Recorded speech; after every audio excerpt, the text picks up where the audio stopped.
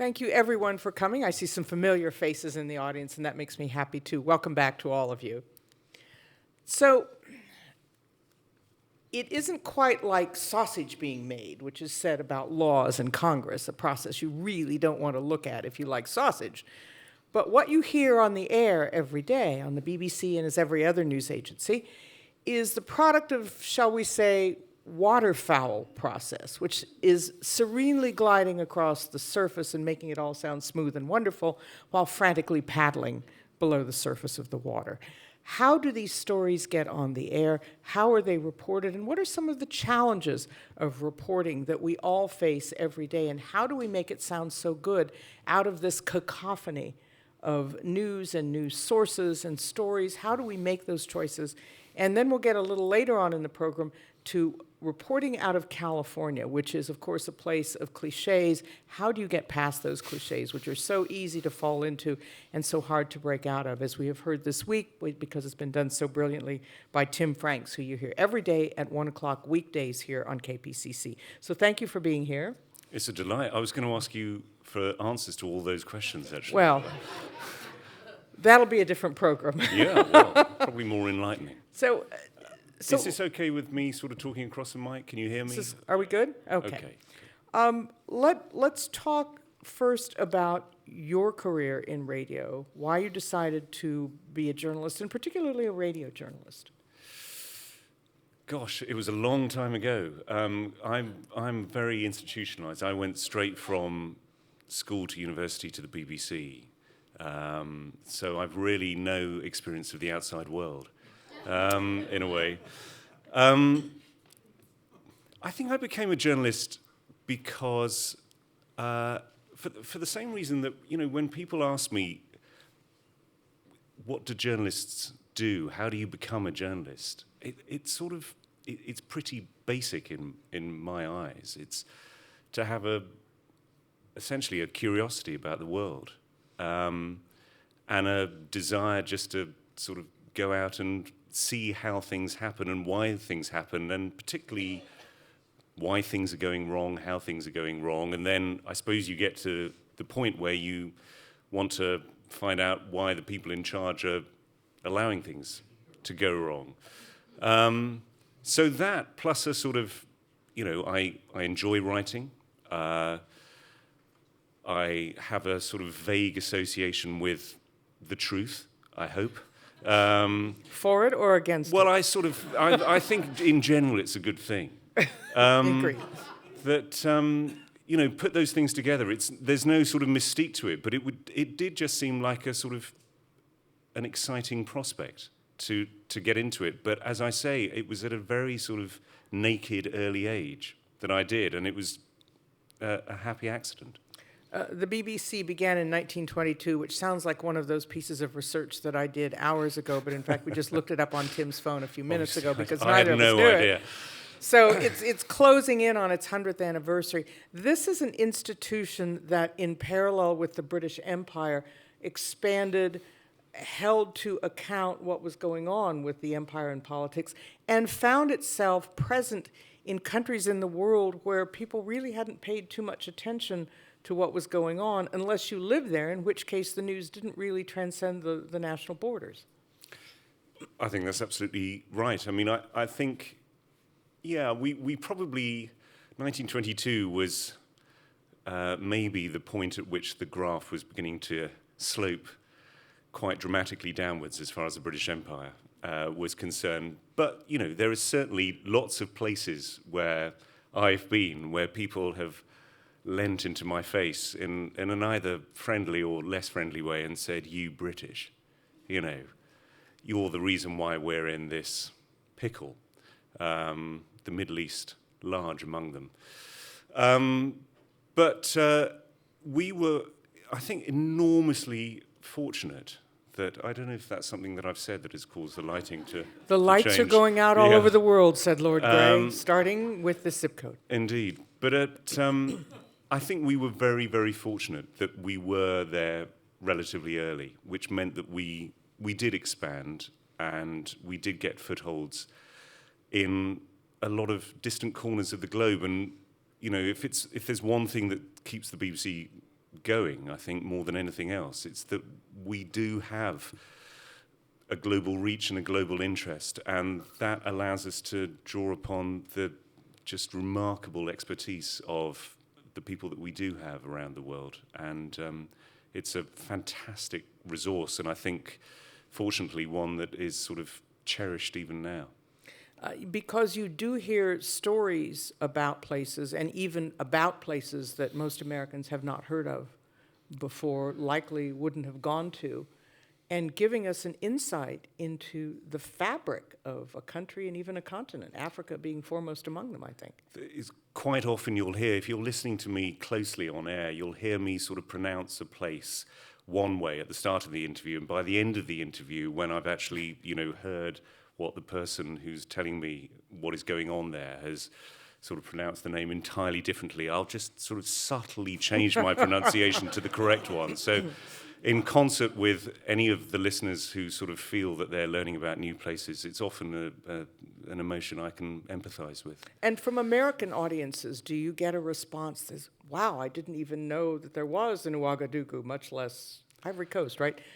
Much less what is going on there?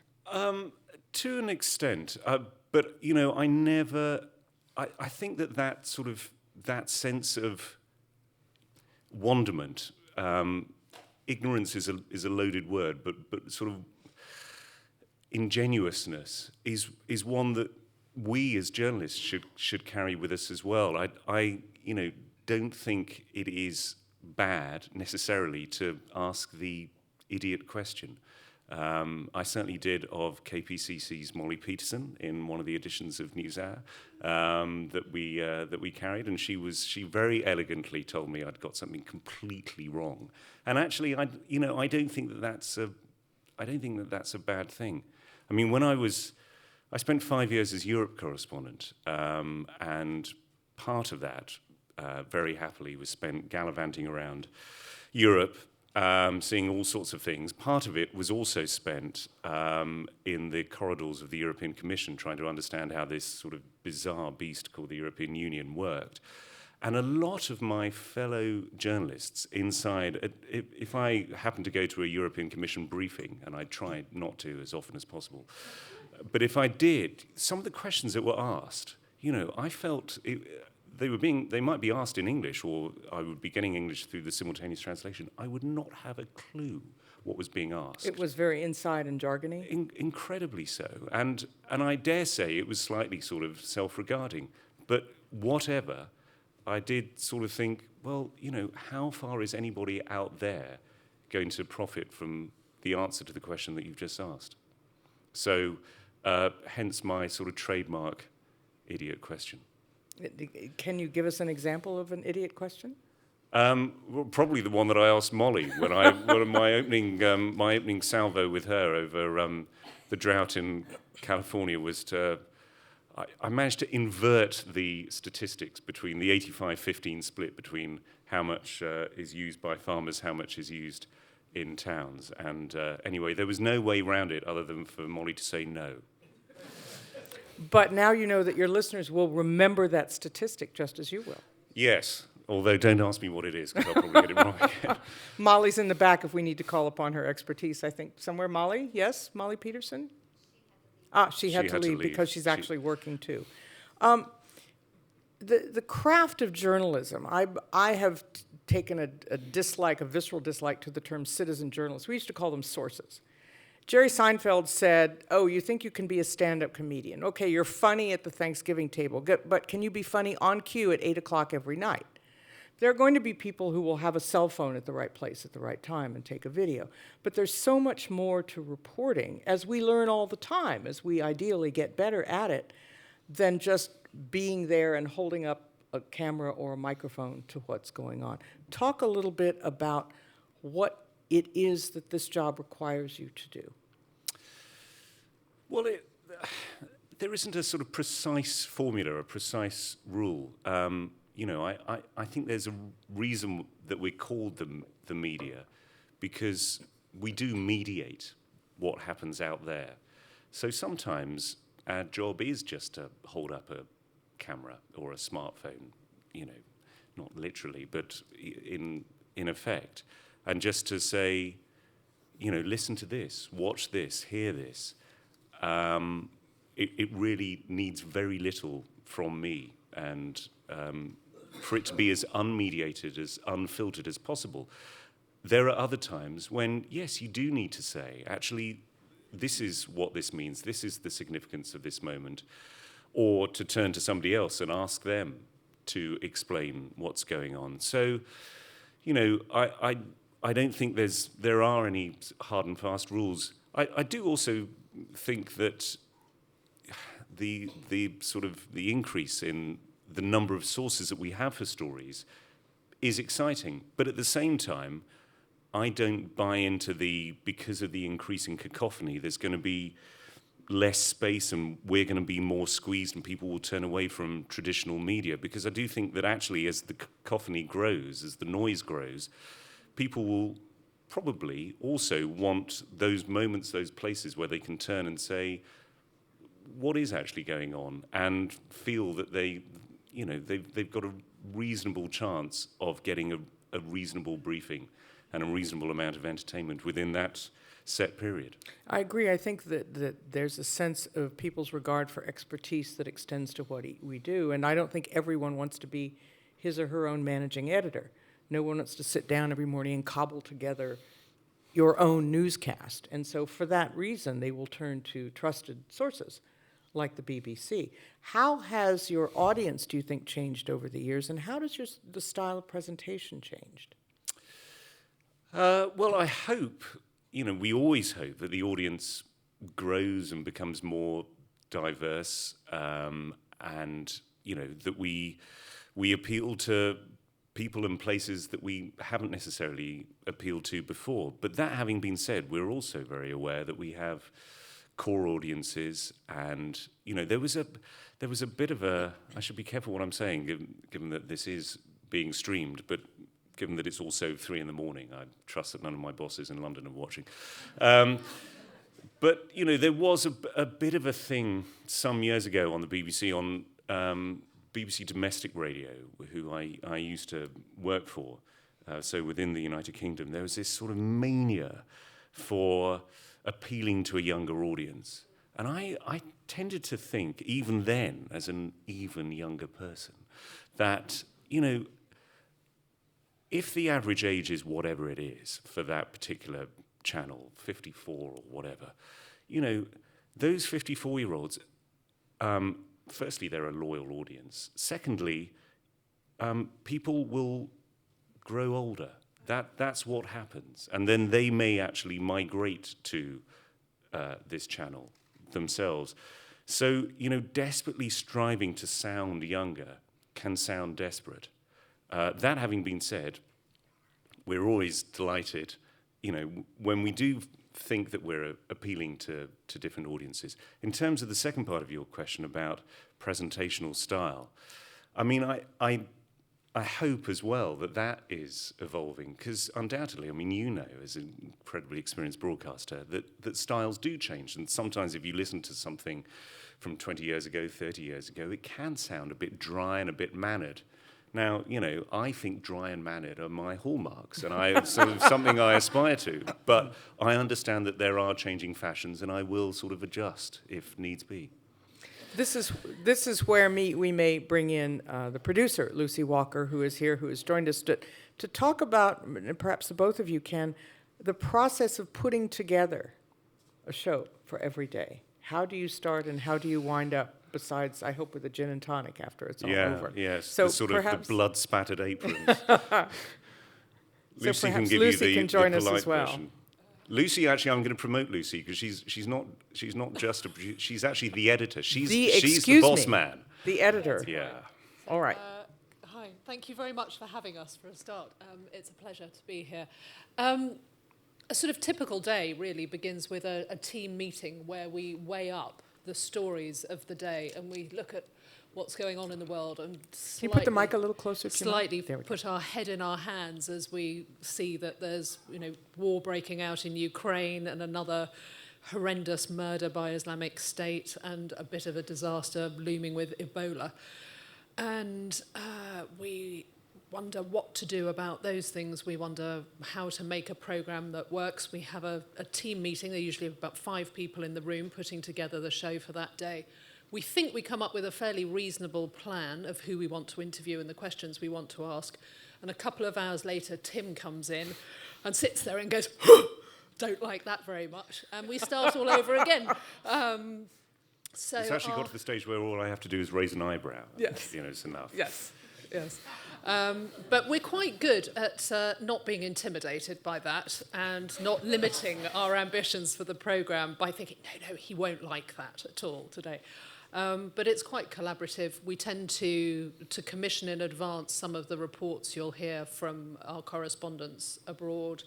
And a lot of the rest of it is just done within a sort of 3 or 4 hour period in the run-up to the show, which is why it sounds exciting and live, and occasionally, I apologise, slightly ropey, when your best laid plans may go awry because the Skype line to Donetsk has not held up or whatever else has happened. But we love that bit, don't we, when things go awry, that you can just start cobbling things together. Yes. That's when you see That's my a qualified sort of, yes. Yeah, if we had a webcam in the studio, you see my eyeballs rotate in sort of clockwise and counterclockwise directions. But yeah, I mean, it is all part of it. I mean, the other thing is that we're not just at the whim of technology, we're at the whim of people. Sometimes we're sort of delighted that we've got X big politician who's sort of agreed to come on the show and be held to account, and then 2 minutes before airtime they go walkie. So, these things happen. But by and large, I think, yeah, we try. We think. Correct me if we're wrong, but we think that the listeners are sophisticated enough to understand that this is a live news program, and that sometimes things do go wrong, and sometimes the lines that we get through to people are absolutely terrible. Sometimes I introduce somebody thinking that they're going to argue passionately in one direction and find out that actually no, they've since joined a different party. So, these things happen. But I dare say that you would rather that than something that sounds entirely polished and hermetically sealed. And Lucy, how do you strike a balance with the world at your disposal? How do you find the mix that you can settle on for each day? Or do you look at it as a longer arc than just the day's shows? We do have to look at it as a longer arc, and I think it's always a challenge to do the news of the day or the urgent news, which demands our attention, and also to tap into trends that we think are interesting or things that are going to be interesting, and we try to bring those to the fore when we're doing that. But it's a very, very international team that makes the programme as well, which gives us, I hope, great insight into things that are going on.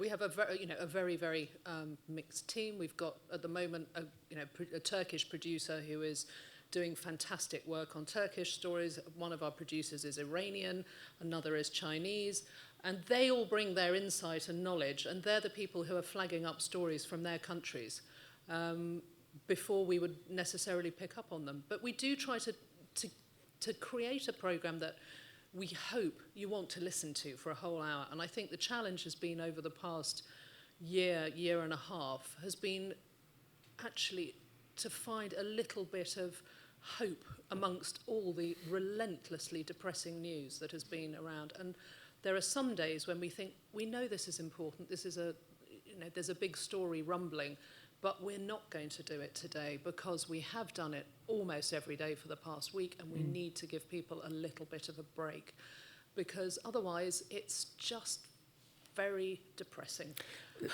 There is a for risk, us, but particularly for you if you're listening to it. and there must be a risk of numbness, both by the staff and by you're concerned about the listeners, as opposed to the sensational approach, which is, as someone once described the old Hearst newspapers, William Randolph Hearst newspapers, as a woman running down the street screaming with her throat cut. Now, I never understood how you could scream with your throat cut, but nonetheless, that was an image that persisted. So you have the hysteria on one hand, and then the numbing that you talk about on the other hand, and striking that balance that you have so many stories that seem repetitive and the same day after day. How you strike new tones and new approaches to them, I think, is interesting as well. Yeah, it's absolutely essential. And sometimes one of the ways I think in which you can do that is to step back and say, how have we got here? There's a can be a bit of a fallacy among journalists, especially journalists who are doing a program day in, day out, to assume that everybody has been listening, to every edition. Indeed, there's an earlier edition of NewsHour, which you don't take because it's on at some ungodly hour, but it's on at 1 and 2 o'clock in the afternoon, London time. And again, sometimes people will fall into the trap of thinking, well, we can't do that because it was on the early edition of the program. Well, not everybody, not even everybody who's able to listen to both editions do listen to both editions. So, I think sometimes we just have to, in order to provide a fresh take, actually it's not to think of something incredibly abstruse, but actually something that's much, much broader. And it occurs to me, too, and all of you, I'm sure, have experienced this, whenever there's an earthquake in Sylmar, a 3.7 earthquake, or there's a fire in a trash can outside Staples Center, that's all you see on the television news, and your friends are calling you and emailing you, are you okay, are you okay? It's a trash can fire outside Staples. It's a 3.7 earthquake. And so the idea that for all of the mayhem that's going on, there is a normal, a status quo in each country, in each circumstance. Is that something that attracts you as something to cover as a larger context for all of the chaos that we hear about so relentlessly? I'm going to jump in on this because I think it's really interesting. One story that we've been covering a lot recently has been Nigeria, where you might have heard the presidential elections being postponed and what's been going on in the north with Boko Haram. And that is not being covered in the Nigerian media. It's a down-page story buried on page 7 of the newspaper as a tiny little paragraph somewhere. And if we took what the Nigerian media was reporting as indicative of what's going on in their own country, we would have a completely different view. And in fact, we probably wouldn't notice that story at all. And the fact that we're able to stand back from it and perhaps cast a slightly more critical eye over the way that things are running, I think is a great advantage with something like that. It does give you a bit of perspective. And I think, to pick up on something Tim said, he's absolutely right. We do try to stand back from stories sometimes and provide context, particularly if you have a running story like, say, Ukraine, which is now coming down to not a tiny battle, but an intense battle over one city. And it's very easy to lose perspective and think, actually, what's this about and what's the bigger picture? So we do that on the one hand. The other thing we do, which is the complete opposite, is really, really close-up microscopic reporting from on the ground, whether it's when Tim or one of the other hosts travels or whether it's with one of the correspondents. And I think there was some very, very vivid reporting from West Africa over the past 6 months from Tulip Mazumda, who's the health correspondent, and Andrew Harding, about Ebola. And even now, I've got a picture in my mind of some of that reporting because it was so vivid, and that's incredibly powerful. Andrew walking down a street in the middle of a village where all the sick people were on one side of the road and all the healthy people were on the other side of the road, and they couldn't cross, and you had families separated either side of this track. And about a month ago, he went back and met some of the people that he'd talked to there. And to me, that is the micro reporting of a story, but actually it tells you an awful lot about the bigger picture. So we're trying to marry together the big picture and the micro. Are those the sorts of stories that get the biggest response, do you think, from listeners? I would think so, because you can't fail to be moved by those sorts of things, and as a journalist as well. I mean, it's the thing that is going to animate you the most as well. I mean, I'm delighted, and I'm genuinely delighted and surprised that I get to play with presenting NewsHour from London 4 days a week. It's a thrill. But perhaps, the greatest thrill is still for me. I mean, I was a reporter out in the field and is to still go out into the field. And fortunately, with NewsHour, they're very happy for the presenters to go and get their shoes a bit scuffed in some occasionally unsavory places. I'm not suggesting Hollywood Hills is that unsavory. Oh, but, well, we may tell stories about that. But it's, that giving people that sort of direct connection with what's going on, I think is hugely important. And that's what I think it comes back to the function of the media is, how far you mediate. Because to be honest, some people's stories, some of the best stories I've been involved in have been the ones in which I have barely appeared because the voices are so strong. And it's almost like, one of my favorite sports commentators, who's now retired, is a guy who you would almost never hear. But when he spoke, it was the sort of the perfect addition to the astonishing action that you were seeing. And again, sometimes I think our job is to get out of the way. The radio has a great advantage over print in being able to do that, to step back. And I've always regarded print as a third-person medium with a different set of advantages, and radio as a second-person medium. And as I have said in, PG-rated audiences, that radio appeals to two of the other most intimate orifices in your body. Right, I'm going to take right. that. That's going to, along with Andrew Harding's image from Sierra Leone, that's probably going to haunt me. Yes, well, I thought you would steal it, in which case of course. But in any case, people have for 40 years been predicting the death of radio. And yet, here we are. Well, I think it's similar to people predicting the death of big institutions like the BBC because of the plethora of news outlets and ways of communicating and all the rest of it. I think that people like the intimacy of radio, they like the immediacy of radio, but also, things like the BBC, public broadcasting radio, they work because they work, which is a profound thing to say. But they haven't been made redundant by the fact that there's something called the internet now, or social media. They can be enhanced by that. But I don't think that people are, in the same way that you said, people don't want to sort of wake up in the morning and decide which bits of Reuters and the Associated Press are going to read. In the same way, radio provides just a very, very immediate way of getting your diet of news and entertainment.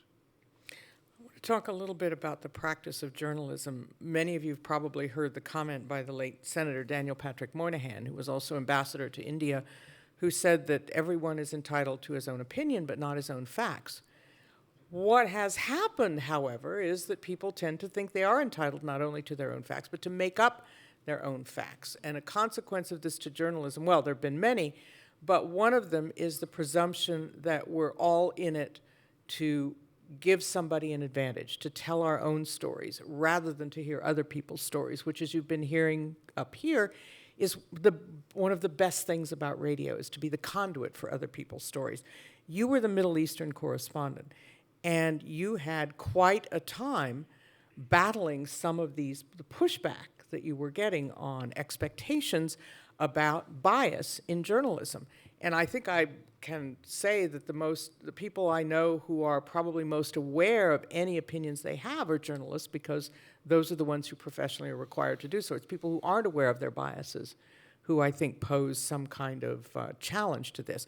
But talk a little bit about your assignment to the Mideast, how friends, acquaintances, listeners, people you covered, people who followed you, regarded your tenure there and the expectations that they thought you were taking in. Well, it's no secret. You sort of handled it delicately, but it is no secret, it's out there, that I am Jewish. And so being appointed Middle East correspondent based in Jerusalem, for a lot of people, meant a certain thing. When I say a certain thing, I'm not being coy, because that certain thing meant 17 different things as far as various people were concerned. Because not only am I Jewish, I work for the BBC. So because I work for the BBC, I must have a certain slant on what's happening with Israel and the Palestinians. Because I'm Jewish, I must have a certain slant on what's happening with Israel and the Palestinians. And yes, even before I got out to Jerusalem, people had already decided that it was either terrifically good news or terrifically bad news. And in fact, you were told by someone you know, thankfully, now we're going to have someone tell our story. There was that. There were people who said with confidence that the only reason I'd been appointed was because Ariel Sharon, when he was Prime Minister, had bearded the then Director General of the BBC and insisted that a correspondent who'd been deemed to be anti-Israel be taken off air and replaced with somebody more pliable. There were others who sort of empathized with me for the fact that I was going to be horrifically torn. And there were others who thought that just because I was taking the BBC shilling that I was going to be I was going to have all sorts of agendas. To be honest, it's so sort of predictable and so tiresome that it's not really worth rehearsing all the expectations that people had.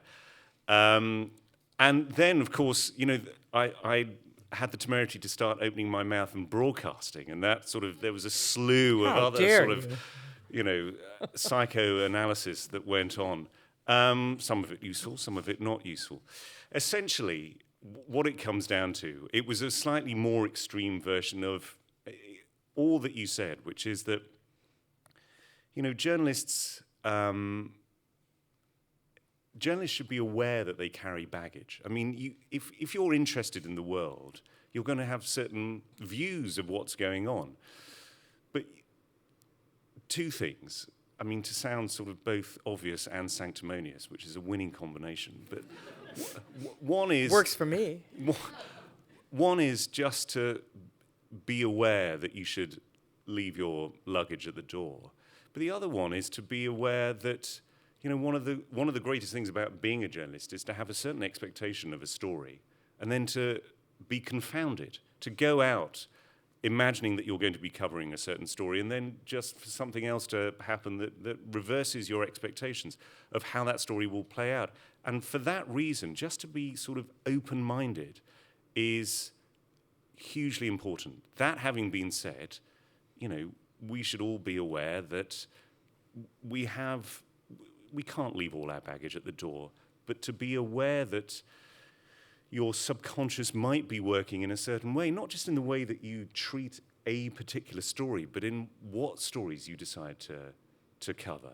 The bigger sort of narrative arc that Lucy was talking about. So, what I've always said to audiences far more hostile than you, although you've yet to start asking questions, and maybe you'll be incredibly hostile. That's because they're afraid of me. But it is...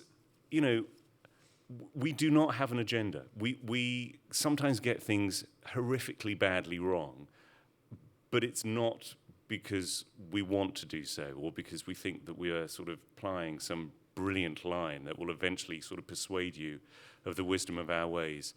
There was never anybody pulling strings from London when it came to how we covered the Middle East, partly because they were so terrified of getting things wrong and they understood that it was better to delegate, by and large, to those in the field who might know a scintilla more than they did.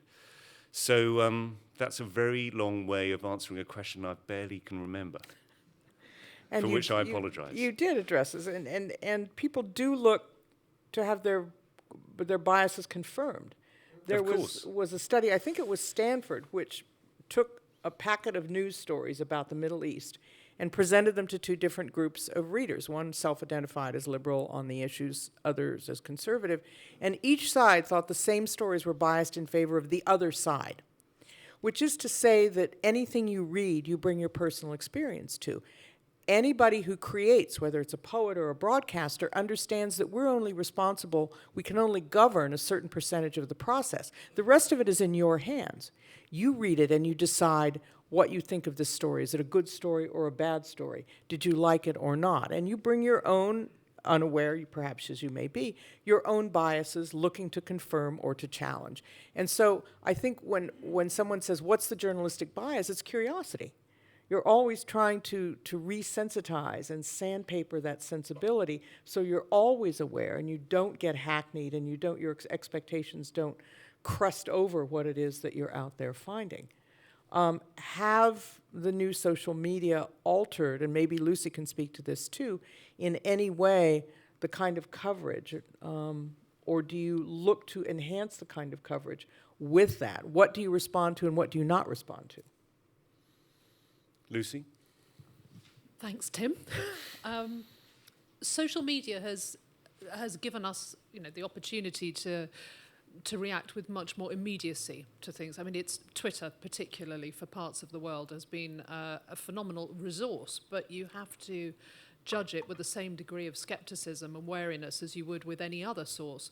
And sometimes it is harder to dig behind a snippet of information and work out, actually, again, coming back to people's biases and baggage, where they're coming from on a story. So I think it has been a great resource, but it needs to be treated with caution sometimes. I think one of the things that we can use it for, I mean, I'm fairly sort of prehistoric when it comes to social media, and I don't say that proudly at all, but I find Twitter often hugely useful in terms of people I follow directing me towards bits of journalism that I may have missed otherwise. So that's a very useful resource. But in a sort of much bigger way, there are some countries where, partly because the local media is either sort of hobbled or it's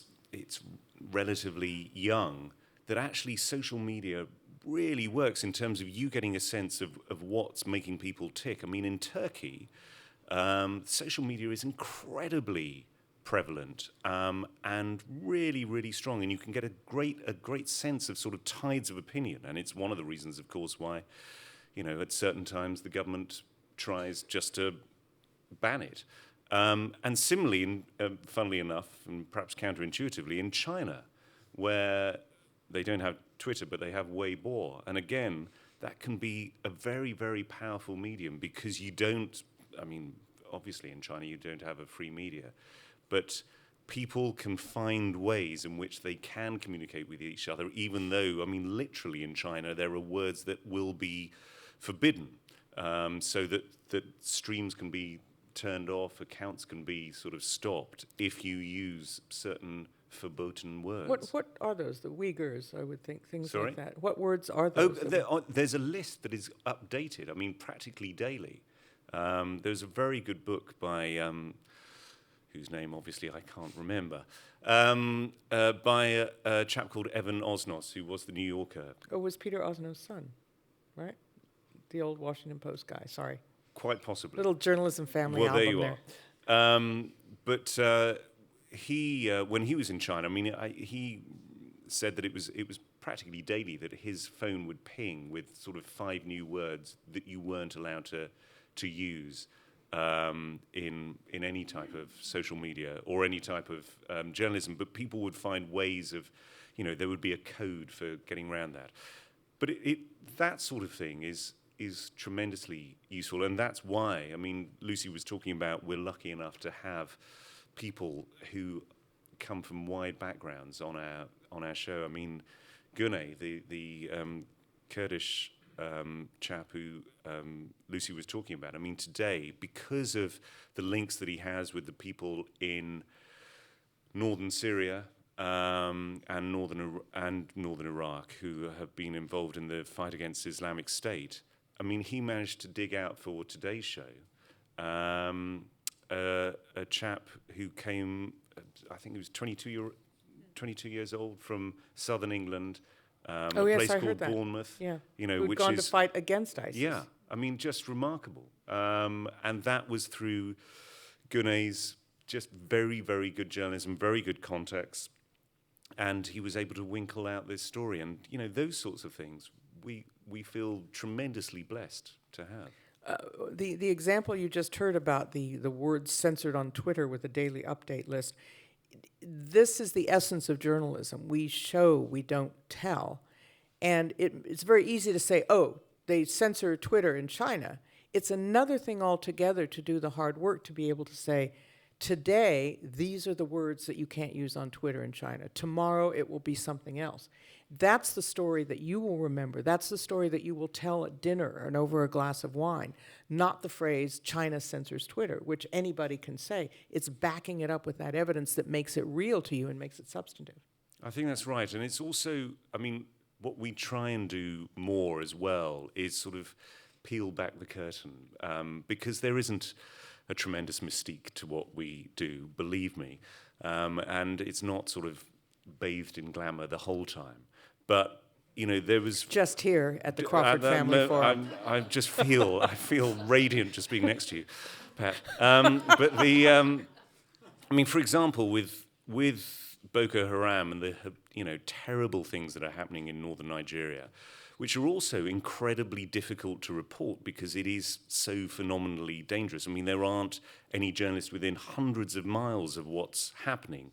One of the really good pieces that we had out of our terrific correspondent who we've got in Lagos, Will Ross, it was just after the Charlie Hebdo killings in Paris, and he did this piece about because a few days after that, or maybe actually it was at the same time, there were mass killings up in the northeast, and a lot of people got very irritated about the fact that a lot of the media had completely ignored this, while obviously the killings in Paris were front page news, and that's a criticism we could discuss perhaps, but Will did this wonderful piece about how difficult it is to report on what's happening up there, but also how the Nigerian media were dealing with it, how the Nigerian authorities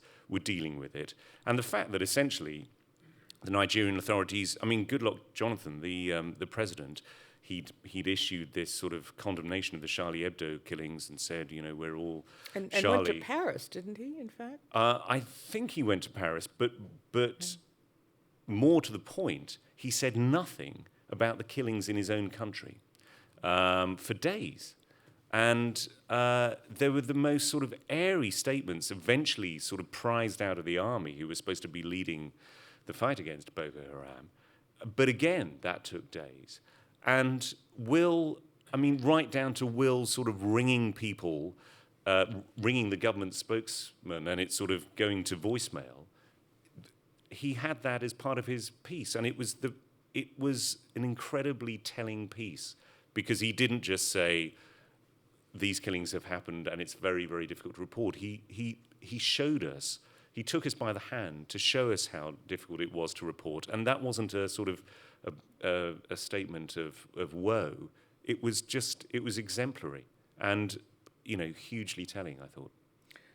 As you said, you spent time covering the European Union, and a lot of stories this week have been about Greece and debt and renegotiating. What's happening with the fabric of the EU now? We seem to see bits falling off like a leper's body somehow. Oops, there goes the nose. How stands the health of the EU? Well, that's a really good question, and again, I think sometimes when we are drilling into the detail of, is it a bridging loan, is it a bailout, what's happened to bond yields, all of which is important, it's sometimes also important to stand back and say, why is there this thing called Europe? And the reason we have Europe, of course, is because of the terrible wars that disfigured Europe in the first half of the 20th century. So in some ways, the European Union is an astonishing success. And, I was there in 2004 when the European Union did its last huge enlargement, as it was called, and 10 countries, 8 of them from the former communist bloc, joined the rest of the European Union. And it was an extraordinary moment because this was Europe reunited. I mean, it's so easy to forget that it was only 25, 26 years ago, of course, that we had the Iron Curtain. So that is what Europe is about. And the idea of Europe comes from the most sort of noble instincts. But how sort of ham-fistedly it has been organized since, how it fails to sort of cope with the democratic deficit in terms of explaining itself, the way in which the politics have outrun the economics, which essentially is what has happened, what is at root of the current problem, is fascinating, but often ill-reported, because it's so huge and it's so historic that sometimes, because we're sort of trying to get into what did the German finance minister have to say to the Greek finance minister, all of which is that important. Sounds like the start of a joke. That we do miss the bigger picture. And it's not just the bigger picture as far as the rest of the world is concerned. I sincerely believe it's the bigger picture as far as people in Europe are concerned, and we miss it, and we miss it at our peril. Sometimes it does get mired in that minutia where you're counting the bricks rather than seeing the cathedral.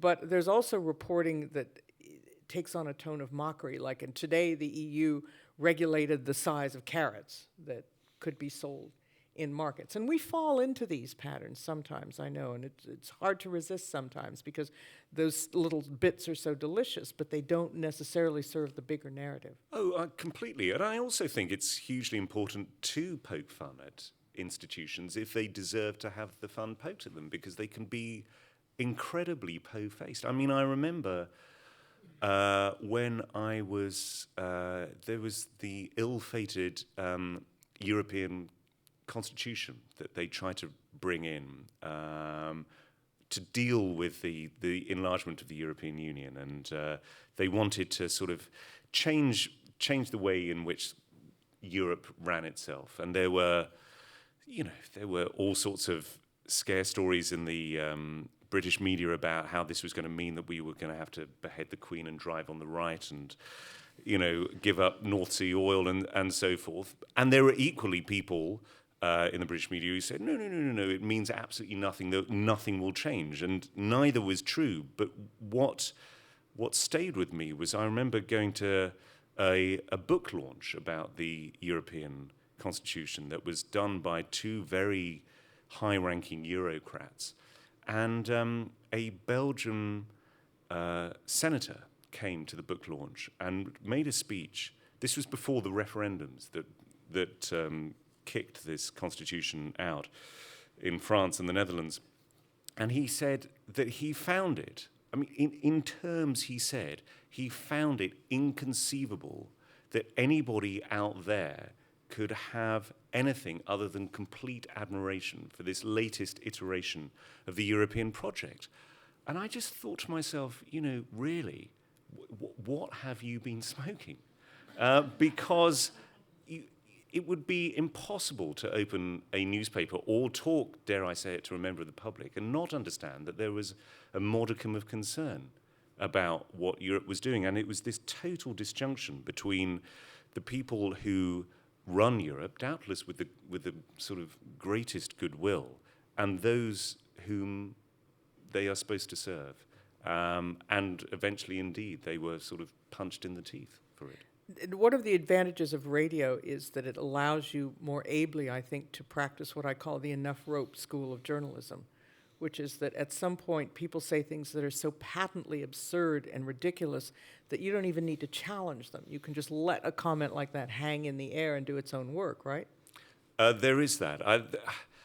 That was sort of tested to destruction last month when we had on air, I had absolutely very, very little notice. I mean, I think about 2 minutes' notice before we had a chap called Stephen Emerson come on air.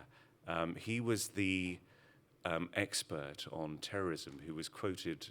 He went on Fox News to announce that Birmingham, the second city in Britain, happens to be the city from which I come. So I have more than a passing acquaintance with. My parents still live there. Had become a no-go city for non-Muslims. And I have to say, the poor chap, he was engaged in what's known as a masochism strategy, because 24 hours on, when he was feeling the full rage of social media, of Twitter and so forth, he decided that the best thing was to come on and fess up. And, yes, there was something to be said for me just sort of allowing him to say more things that were going to land him in trouble. But actually... But you put him out of his misery? Well, I have to say, I began by empathizing, by saying, because we played the 28-second clip, his sort of career solecism. And I said, that must be pretty painful listening for you. And he said, well, not as painful as for the people of Birmingham, to whom I sincerely apologize. That And I was very said, gracious. yes, I said, I'll pass on your apology to my parents. And he said... It was the first time on air anybody had apologized to my parents, actually. And he said, no, please do. But then, then it did get murkier, because I began to ask him. I mean, he said it was down to just one lousy bit of research that he'd read. And I couldn't quite picture what that research was. And he didn't want to share it with me. But when I began to ask him whether... perhaps his concern was coming from the same source. We'd begun the program with an interview with somebody, a leading member of the Pegida movement in Germany, which is this movement which professes itself to be against the Islamization of Europe. And I asked him whether it was, perhaps coming from the same unconscious fear. And he said, how dare you accuse me of being a racist? And I said, I actually hadn't accused you of being a racist, but if I was a psychotherapist and charged by the hour, we could have a very fruitful time. I didn't actually say that to him, but there are rules on outside payments for the BBC, sadly. And we were coming up to the end of So that line of income has been cut off for you. Yeah, it was. I'm so sorry. But it was interesting. And it was, I think, probably...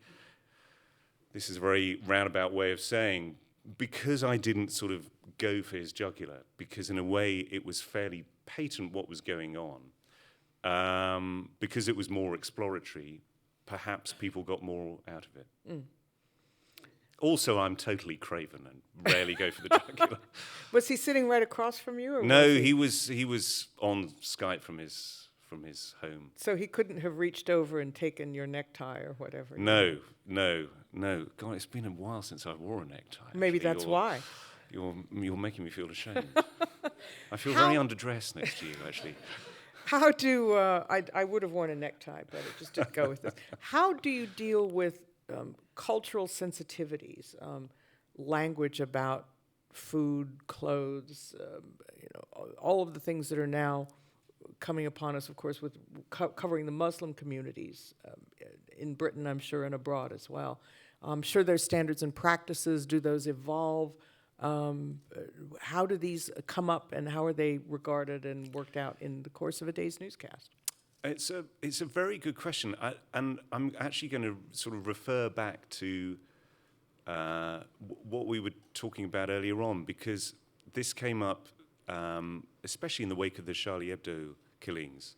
I found myself, every time I referred to the Prophet Muhammad, saying the Prophet Muhammad, and not on second reference saying Muhammad. I would keep on, again, unconsciously, I think, saying the Prophet Muhammad, because I was so keen not to cause offense, which is not a bad thing, not to want to cause offense.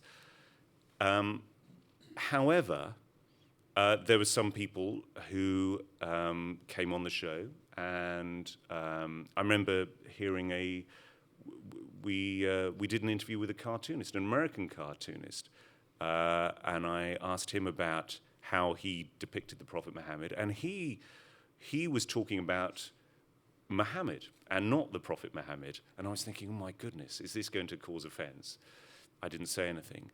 And then I went back and thought about it, and in fact consulted the BBC's house style on this, and which is Prophet Muhammad on first reference, Muhammad on second reference. Now, you can argue whether that's right or wrong, whether it's too polite, whether it's too deferential, whether it's not deferential enough, but it's quite useful to have that guide. But what we then did with it, not necessarily my particular neurosis, but just generally, was talk about how we as journalists deal with just the very language.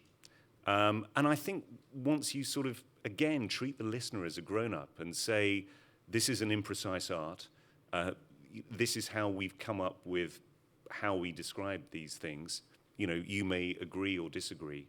I think that's a much, much better way of doing it. Than sort of a sort of ex cathedra kind of opacity, I guess, that all these decisions have been made and you're not a part of them. Completely. And of course, again, when it comes to language, how we describe the occupied territories with the West Bank, no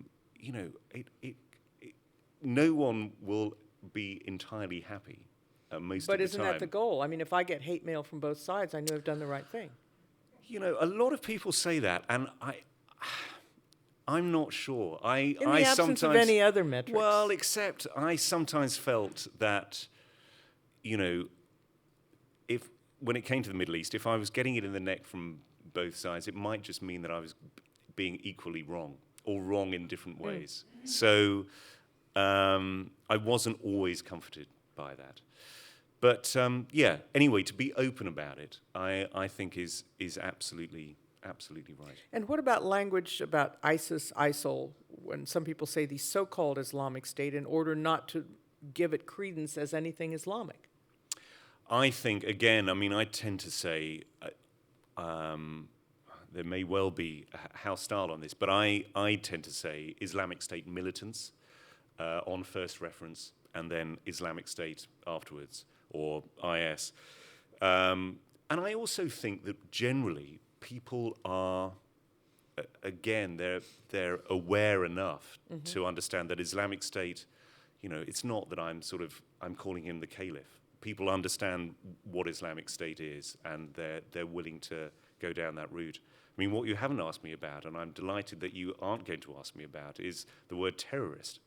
Well, it occurs to me that we've had attacks in this country and beyond, and people think we do this very casually. There's a great deal of deliberation. If you talk about a terrorist act, if you say blame, you've already imputed some value to it. If you say credit, you've imputed a different kind of value. And so the word responsibility tends to navigate the middle. So perhaps you have some examples that may or may not involve the word terrorist. Yes. I remember actually, I'm really sorry, this is a completely grim story, and I'll stop the grim stories shortly, I hope. But there was, I had the misfortune when I was Middle East correspondent in Jerusalem, in our old offices, which were adjoined a main road in Jerusalem called the Jaffa Road,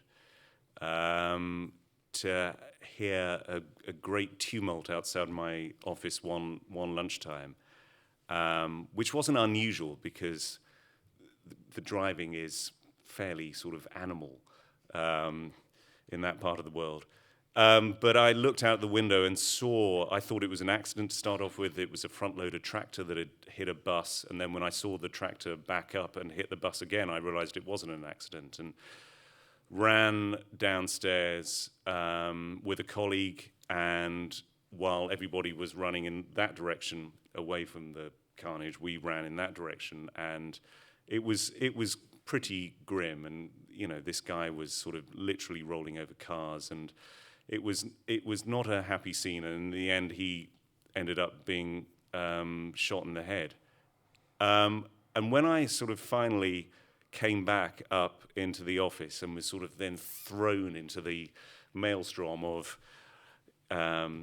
lives for all our very many channels, somebody on one of our TV news channels said to me, I mean, this was about sort of 40 minutes after it had happened, was it an act of terrorism? As it turned out, this guy wasn't a card-carrying member of any sort of militant group that you might care to name. But what I said, and I said it sort of with a slightly clenched jaw, but actually I thought to myself afterwards, I probably would have said that anyway, was, whether he fits the definition of terrorist or not, it was an act that terrified people. I was down there and I saw those who were still alive were terrified. So in that sense, it was a terrorist act. However, I then went on to qualify, we don't know, we know where this guy comes from, but we don't necessarily know if he was allied to any major group or whatever. But I actually, I think sometimes people get very hung up on whether somebody is a terrorist or not, and why isn't the BBC calling that person a terrorist? Terrorist it's not a terribly useful label, always, and it's not to denigrate the appalling things that people do and to suggest that it isn't anything other than terrifying or intended to cause terror. But for a lot of people, it is a very value-driven word. And so we tend, if possible, to steer clear of it. And, if we call them Islamic State militants, people can sort of make up their own mind.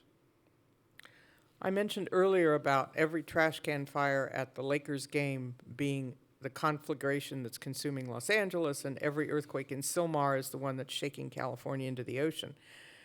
It goes to the pitfalls that we who live here or people who live in any place see when there's a story that brings reporters from elsewhere who aren't very conversant about what's going on, and they fall into cliches. The Hollywood story is always the story of Los Angeles. The surfing is always the story of Los Angeles, when all of us know better than that. It would be as if I were to go to New York and stand there with a microphone saying, do you know there's a lot of tall buildings in this place? So Tim and his team have been here this week doing a superb job of not falling into that trap.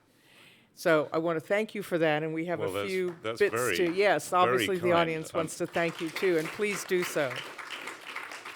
So it was a great surprise to you that there was a drought in California. I had not heard there was a drought until I heard it on the BBC World Service. Thank you. And I guess I should, take showers instead of baths now, and I'm grateful for being enlightened. No, it was very gracious of you to say. Thank you. And so let's hear a little bit of the reporting from this week. The first is about the California drought and explaining it on the ground, literally, how it has an impact and how that impact can be conveyed to an audience that really may not have a grasp of what drought is about. Here he is talking to a Central Valley almond grower about how the lack of water has affected what goes on in what he rightly described as the breadbasket of America. There was the gold rush of gold, there's the green gold of agriculture, the white gold of water, and here he is, that almond grower, Richard Enns. Richard Enns, and I'm a grower in Kern County, currently growing just almonds. We started here in 1918 with my grandfather, and at that time, I believe they were able to dig a well 7 feet deep, maybe 15 at the most, and they could find water at that location. But if you were to dig down where we stand now, I would say we'd be at about 245 feet to water, which would be called the standing water level. Some people say the water is the new gold in California. We had a gold rush back in the 1800s, and now we have a water rush. And then he also talked with people who are affected from an employee point of view.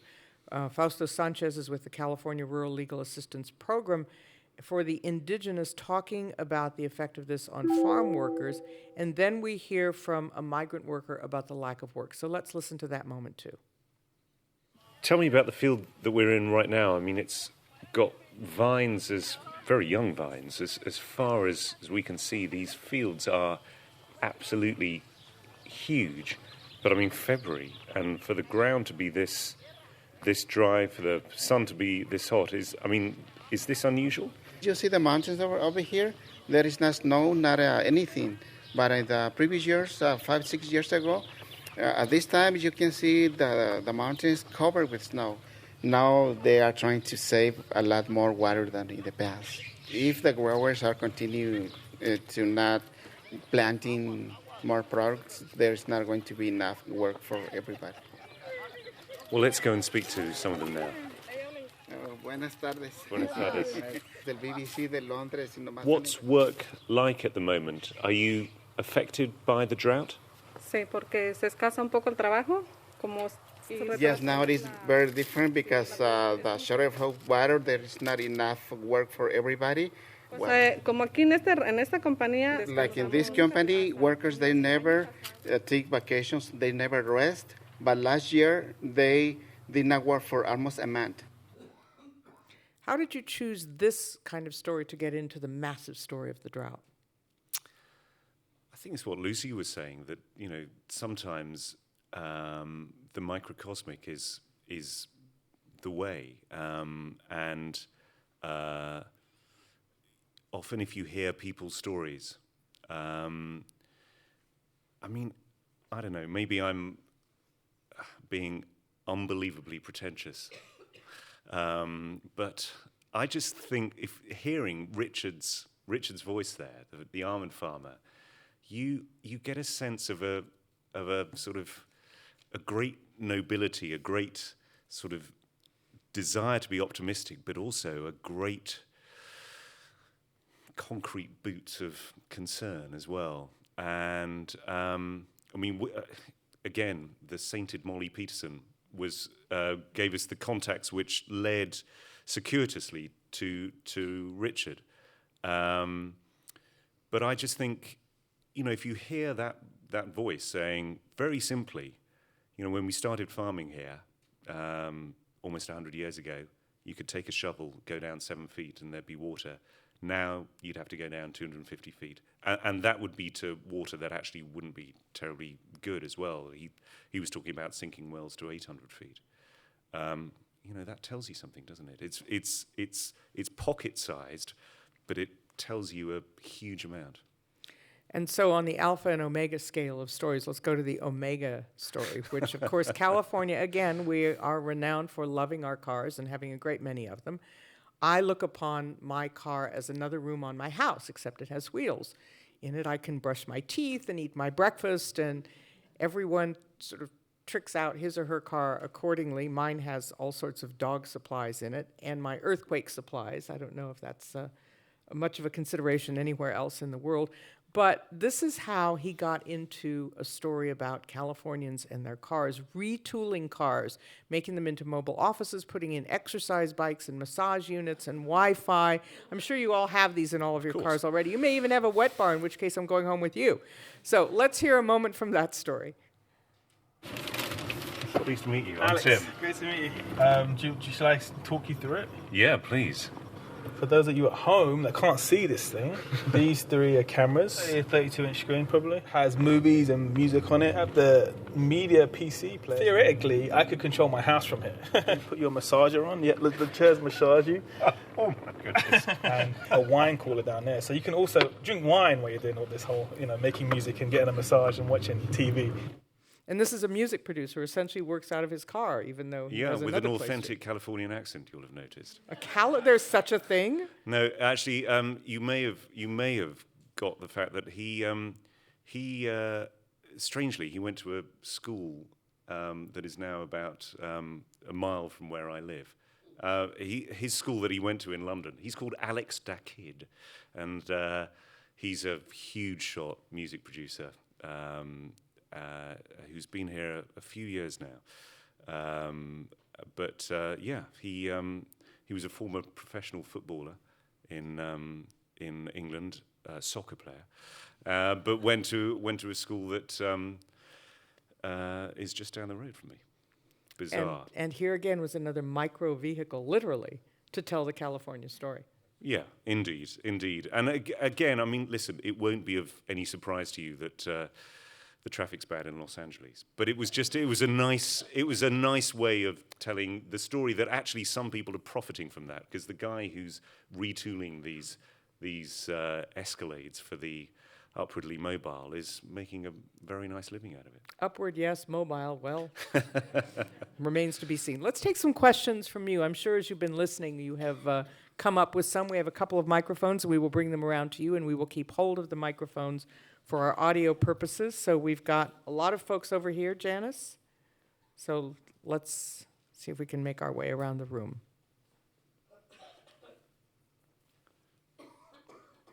Okay.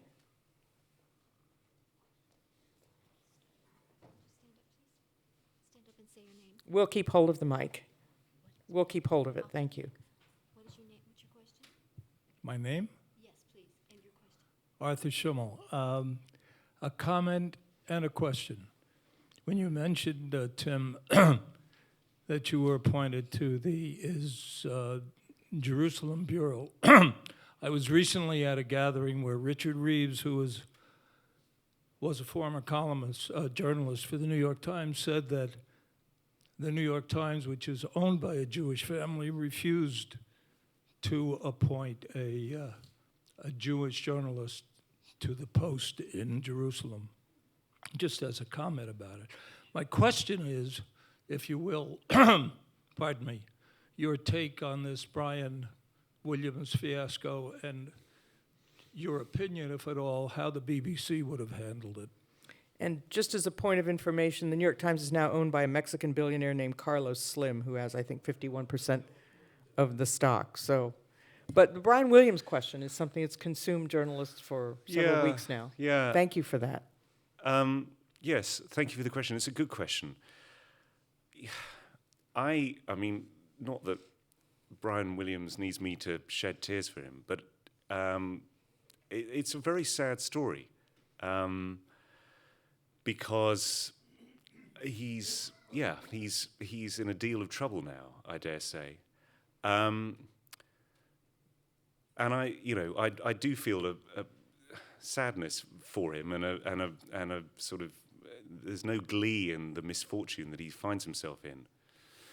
That having been said, I've been in enough places and been with enough people to know that there is a side to journalism which attracts some people to a measure of wishful thinking, let's put it that way.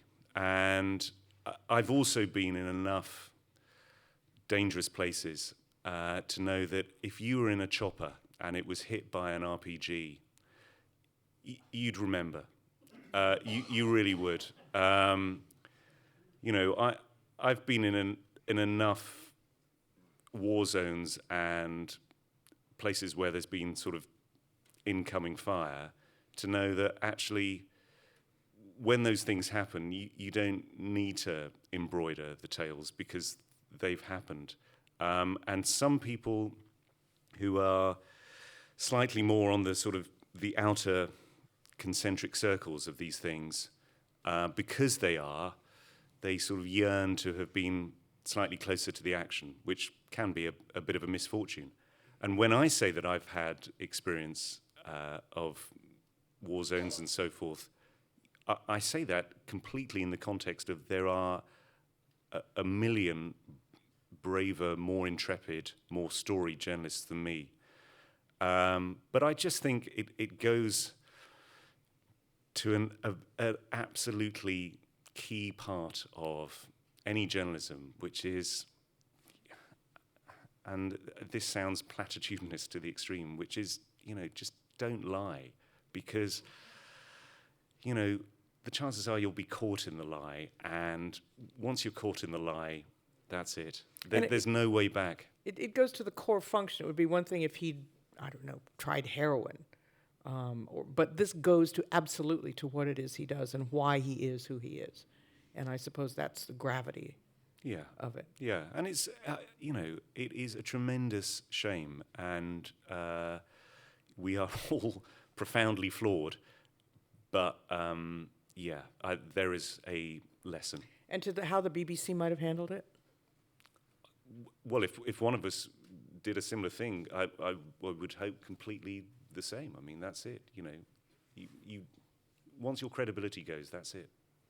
Over here again. Hi, my name's Eileen, and I need some context because I love the show and I thank you for coming. Are you broadcasting live from London every night at 9 o'clock? Yes. How many countries? And are you broadcasting in London as well? And where exactly is your office? Just as a London, Wow. Are you in White City? Are you near Oxford Circus? Where are you? No, we're near Oxford Circus, so right in the centre of town. It's fascinating and telling and unbelievably depressing that it's not obvious that we're live, and we need to work harder at that. No, I feel like you're live, but it's 1 o'clock here, so I have to pick. So it's 9 o'clock. It's way past my bedtime, essentially. No, but I wasn't being arch at all or aggressive. I think a lot of people don't necessarily realise that we're live, because obviously some of the stuff is taped, but I'm live. I'm often sort of stumbling over my words and sounding ragged and ignorant and stupid and mispronouncing things. It's a total affectation in order to show you that it's live and it hasn't been polished afterwards, because I'm flawless normally. No, we're live, so it's going out.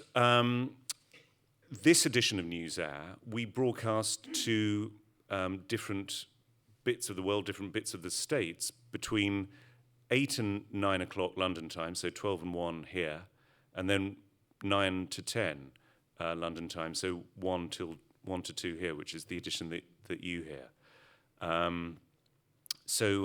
Actually, when you get to hear it, there's a chance that we may have corrected some of the libel and inaccuracies that I've committed on the first hour, which is a good thing.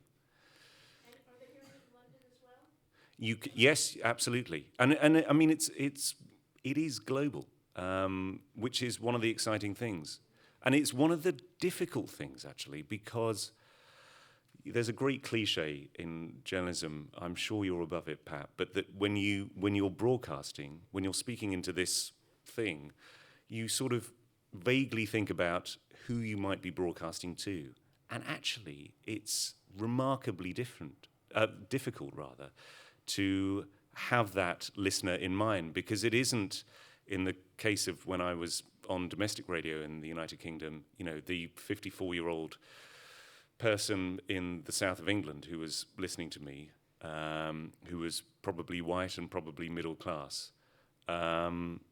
It's a huge group of people who don't necessarily have English as a first language and may have, come from all sorts of different... Americans, you mean? Indeed. All sorts of different backgrounds. So it's difficult, but it's enthralling. Back here again, please. Hi, good evening. My name is Nick Macron. You mentioned at the top of the hour that one of the things that got you into journalism was a curiosity about the world, and I was just curious how that's evolved for you over time, and if you wouldn't mind sharing sort of what your personal sense of meaning beyond informing people about the world is, whether it's to promote progressive thinking, to get people more involved in their communities, hold their public officials more accountable. What gives you purpose beyond just sharing the news in the world? Gosh, do I have a sense of purpose? I suppose my sense of purpose is, yes, I'd love to say something grand like it's, holding power to account, and maybe it is partly that, but it is to share quite often that sense of wonderment and curiosity. I think that in terms of the tone that you were talking about, Pat, maybe the way in which we've changed on the BBC, and I hope we continue to change, is less of the de haut en bas, the sort of us on some at some Olympian height, handing down sort of great pearls of wisdom to you, the unwashed. You know, that we're traveling with you. And, you know, that sense of curiosity has never abated with me. And I often talk about what we do and what I do, especially when I'm out on the road, as being the most privileged type of tourist, because I don't just get to go places and see things, I get to talk to people as well. And it's an amazing, that is an amazing privilege. And although, you know, even in the places where people profess to hate what the BBC is about, they know, and I don't say this self-importantly, I say it with a great sense of fortune, they know that the BBC still matters, and it opens doors, and people will still talk to you. And, you know, from the great and the good to the person on the street. And that is, you know, that's gold dust. And for us to be able to take people with us, I don't know. Yes, do I want to encourage progressive thinking? I wouldn't put it that way, but what I would want to encourage is people's curiosity in what's going on out there and why it's going on. And journalism is really the public's intelligence service. And to the extent that you choose or don't choose to use that intelligence is up to you. But I think we'd like to put it out there for everyone. Janice, did you have... Over here, please. Hi, Grant Francisco. What do you think Western nations should do about Boko Haram, or if they should just stay out completely? That's a good question. Whenever I say, it's like I say to my kids, that's a good question. Does God buys you exist, time. Dad? That's a really good question. Glad you asked that. It is a good question. My great privilege as a journalist is, I'm sorry to be hopeless and coy and cowardly, but is not to answer those questions. Because I don't have an answer. And even if I did have an answer, you know, I have this invisible BBC hat on, which means it would be wrong for me to answer. I think what we need to do, though, is to ask the questions very, very loudly. You know, if you're engaged in airstrikes against Islamic State in Syria and in Iraq, why are you not engaged in this fight or that fight in such a direct way? I mean, you know, we here at a different level, whenever I speak to a Nigerian army spokesperson, they're always saying that the fight is going terribly well. And the girls who were kidnapped last year are about to be released. And that the tide is turning. And it's important for us to challenge that. And similarly, you know, when it comes to those countries who are holding big summits like there's been in Washington about radicalization, to ask, well, what directly are you doing in order to try and stop these things beyond these professions of intent? So I'm sorry not to answer your question. It's, as I say, partly because I don't have the answer, and partly because even if I did have the answer, I'd feel loath to share it, because it'd probably be wrong as well. But what we should do is ask precisely those questions of others. I think you'd all like to know that Tim and the BBC team are on their way to Seattle, where they will broadcast from NPR affiliate KUOW on Tuesday at 1 p.m. I hear that people there drink a lot of coffee and wear a lot of fleece. Maybe you'd like to blow the lid off that story. Yes. I understand that something called marijuana may have been legalized there as well. Yeah, but I don't know. This I'm is hoping news to find me, out. so I'll be I'll be listening. So would you please thank not only Tim but the Crawford Family Forum team and Lucy as well.